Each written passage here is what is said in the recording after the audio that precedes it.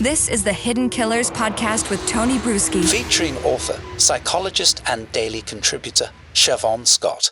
We have the questions that Ann Taylor was asking 400 potential jurors in Moscow, Idaho.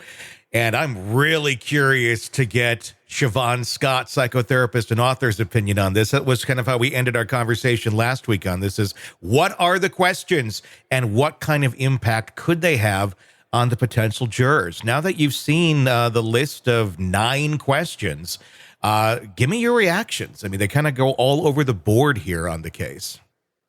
Well, the first thought that I had was, as we had discussed previously, if you didn't know about one of these topics and you got this question, the first thing you would do would be, oh, well, this is interesting.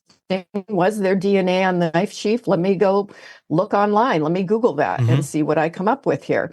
So I think it would serve to spur curiosity rather than just be this entirely objective query. Do you know about this? Do you not know about this? So it's going to get people thinking and get people exploring more. And then the other thing that was interesting to me is that out of the 9 questions, 7 of them were considered to be, factually information that had been in the official public domain. But there were 2 questions that were considered fictional. And the one that hit me was, reading this list of questions, was, did you know about Kohberger stalking the victims, or stalking one of the victims? Well, I hadn't heard about that. So I immediately went to, there's something that happened that I didn't know. And so that would have certainly influenced me to believe that that was fact-based, because it was mixed in with all the other questions that were fact-based. Yeah. So it seemed to me, just putting myself in the position of a person who might have gotten this survey, that these things would have been suggested to me, and therefore it would have counted as biased. Which is bizarre that we had all these fact-based questions that were in there that one can look up. The other ones, you're right. There's no factual basis for the stalking. That had been a rumor that had been just kind of people speculating over the past couple of years about that.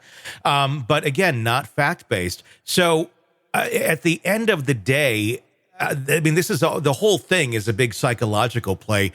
Obviously, her goal is to get this trial moved out of Moscow, Idaho. By intermingling these things in here that are not fact-based, was she really just trying to paint him as, was her intent to taint the jury pool? Was it to really go in there and see they don't understand the difference between fact and fiction? Do you think that was the goal here?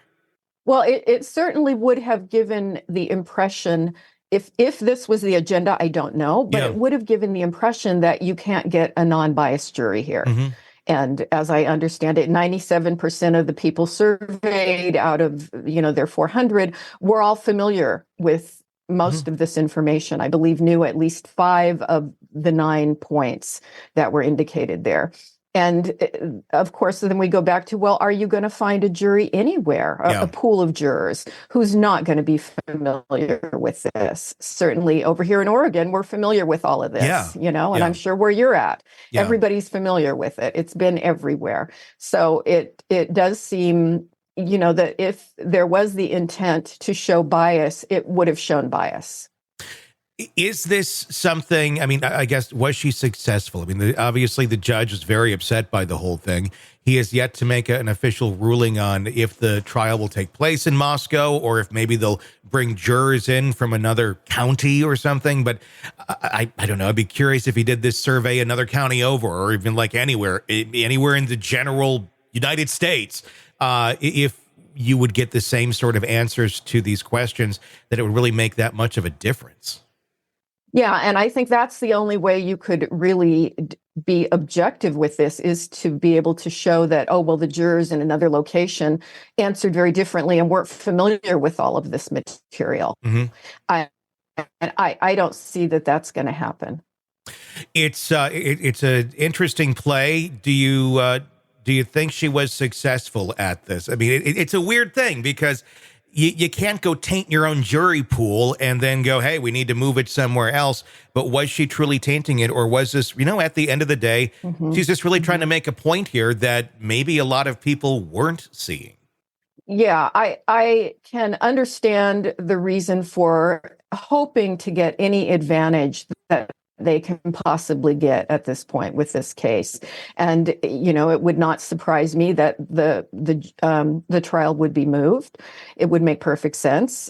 You're maybe going to get a little bit of an advantage in another community. People might be a little less emotionally reactive when it's not where they live.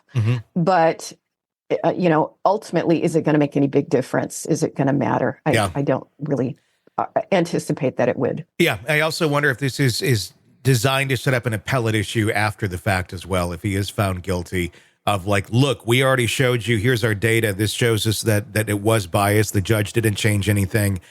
We think he should be getting another trial if this is part of the long game, assuming that he will be convicted once the trial actually does take place. Yeah, they're definitely looking at strategy here. So that would make sense. Sick of the ads? We are too. Start listening with no commercials now and get access to all of our episodes in advance of everyone else. Become a True Crime Today Premium Plus subscriber on Apple Podcasts. Search True Crime Today Premium Plus on Apple Podcasts or go to our podcast page and sign up now. True Crime Today Premium Plus. Sign up now.